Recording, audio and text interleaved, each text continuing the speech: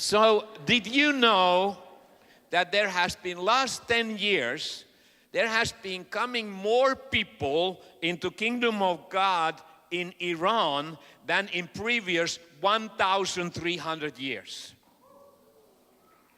Every week, thousands and thousands of young people, they are coming and they are just stealing Kingdom of God into their hearts, and they are becoming followers of Jesus. I was in Iran a few weeks ago, and my driver was a local brother. I had baptized him about 6 months ago, so he was a new, fresh believer. And he is a military guy, so he's working as a military police. And he had a question to me as we were heading. We usually have meetings in Iran starting 10 p.m. and we finish about 3 a.m. So 5 hours of preaching. It's a good test for any pastor.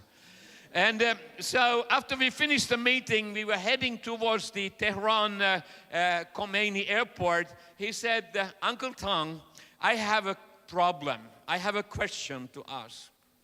What is wrong with my gospel? And I said, what do you mean wrong with your gospel?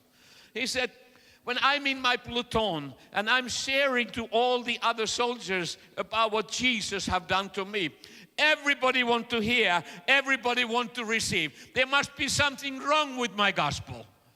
When my father was doing this 15 years ago, they immediately arrested him and throw him to prison. And now nobody is betraying me.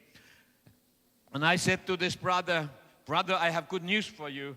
There's no wrong with your gospel. It is just day of salvation for Iran. God is calling people into Kingdom of God. And in order to provide the Word of God, there are at least 1 million followers of Jesus in Tehran only.